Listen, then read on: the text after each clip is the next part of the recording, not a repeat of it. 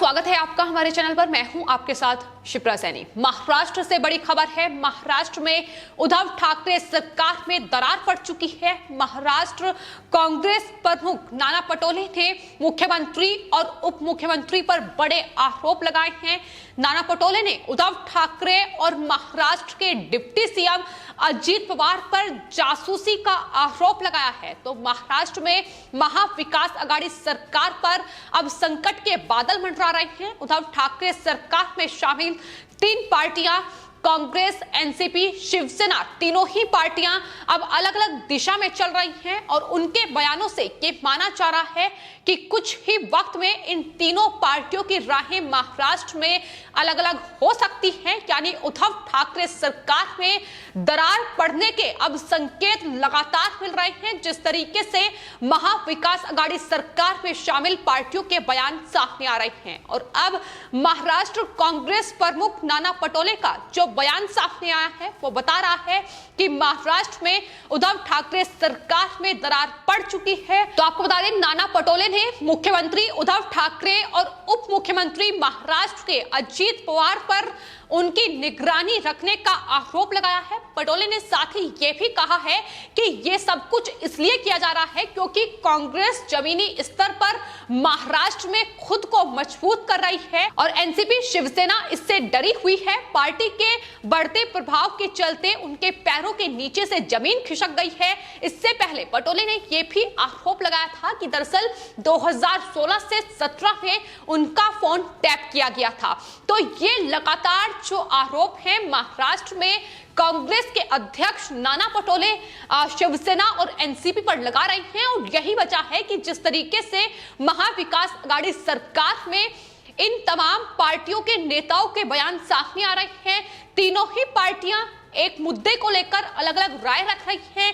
तीनों ही पार्टियों के बयान एक दूसरे से उलट नजर आ रहे हैं और यही वजह है कि महाराष्ट्र में अब उद्धव ठाकरे की मुख्यमंत्री की कुर्सी पर भी संकट के बादल मंडरा रहे हैं क्योंकि लगातार महाविकास आघाड़ी सरकार में फूट पड़ती नजर आ रही है। दरअसल कांग्रेस के अध्यक्ष महाराष्ट्र में नाना पटोले लोनावला में अपने कार्यकर्ताओं के साथ एक बैठक कर रहे थे और उस बैठक में ही कार्यकर्ताओं को संबोधित करते हुए नाना पटोले ने कहा कि राज्य में मुख्यमंत्री और गृह मंत्री का पद शिवसेना और एनसीपी के पास है। उनके पास सीएम पद के साथ साथ गृह मंत्रालय भी है।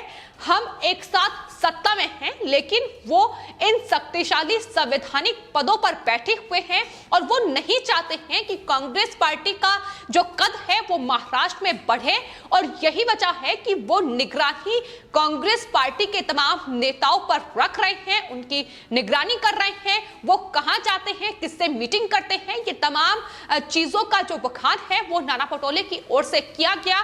तो महाराष्ट्र में अब नाना पटोले के इस बयान ने ये जो सियासी अटकलें लगातार लगाई जा रही थी कि महाराष्ट्र में उद्धव ठाकरे सरकार इस वक्त मुसीबत में फंसी हुई है क्योंकि तीनों ही पार्टियों के सुर जो है वो बदले नजर आ रहे हैं। लेकिन अब नाना पटोले ने जिस तरीके का राजनीतिक बवाल महाराष्ट्र में शुरू कर दिया है, उनके बयान के बाद अब शिवसेना, एनसीपी और कांग्रेस पार्टी एक दूसरे के सामने आ गई है और लगातार नाना पटोले के इस बयान का जवाब दिया जा रहा है। तो कांग्रेस पार्टी के अध्यक्ष हैं महाराष्ट्र में नाना पटोले, जिन्होंने ये गंभीर आरोप लगाए हैं। उन्होंने कहा है कि दरअसल हर सुबह 9 बजे राज्य में क्या हो रहा है इस पर मुख्यमंत्री और गृह मंत्री को खुफिया रिपोर्ट चाहती है।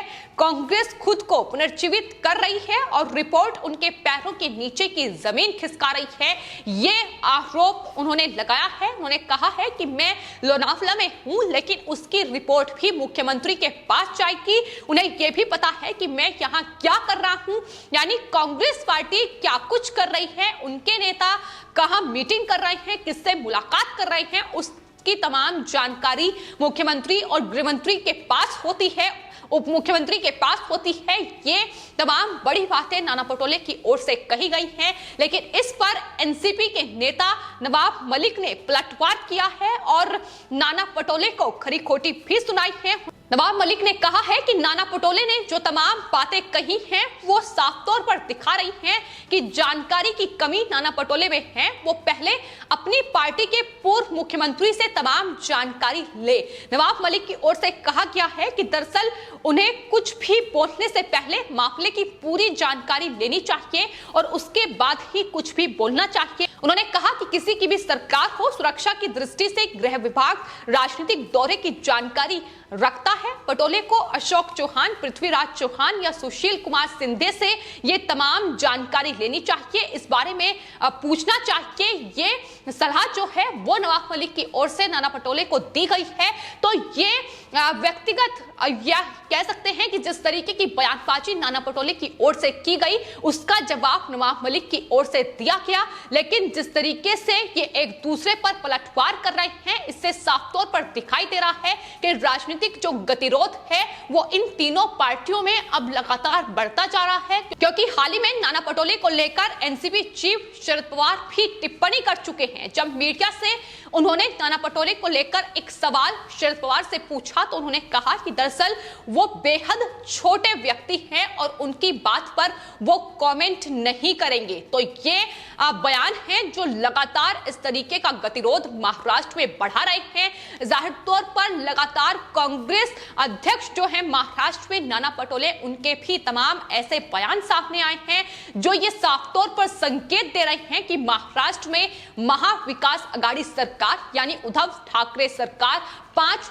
सालों तक चलना बेहद मुश्किल है, जिसका बखान लगातार इन तमाम राजनीतिक पार्टियों की ओर से किया जा रहा है कि दरअसल चाहे जितने भी मतभेद क्यों ना हो लेकिन सरकार 5 साल तक चलेगी। लेकिन कांग्रेस पार्टी जिस तरीके से अपने सुर बदल रही है उससे साफ तौर पर दिखाई दे रहा है कि आने वाले वक्त में महाविकास आघाड़ी सरकार महाराष्ट्र में गिर सकती है। क्योंकि हाल ही में नाना पटोले ने एक ऐसा बयान भी दिया था जिसमें उन्होंने अपनी पार्टी के कार्यकर्ताओं को संबोधित करते हुए जिसमें उन्होंने कहा था कि पुणे के गार्जियन मंत्री में किसी अपने व्यक्ति की नियुक्ति होनी चाहिए। आपको बता दें पुणे के जो गार्जियन मंत्री हैं वो उप मुख्यमंत्री अजीत पवार हैं, लेकिन कांग्रेस पार्टी चाहती है कि उनका कोई नेता इस पद पर हो। तो ये लगातार मतभेद हैं जो सामने आ रहे हैं और जाहिर तौर पर नाना पटोले के इससे पहले भी जो बयान आए हैं वो साफ तौर पर संकेत दे रहे हैं कि दरअसल महाराष्ट्र में अब उद्धव ठाकरे सरकार मुश्किल में है। क्योंकि हाल ही में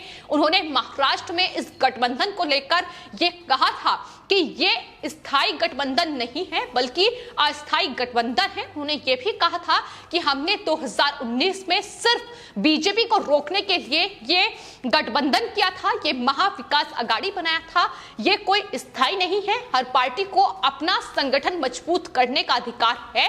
मुख्यमंत्री ने हालांकि उद्धव ठाकरे ने इस पर पलटवार करते हुए कहा था कि जो लोगों की समस्याओं का समाधान किए बिना अकेले चुनाव लड़ने की बात करते हैं उन्हें लोग जवाब देंगे।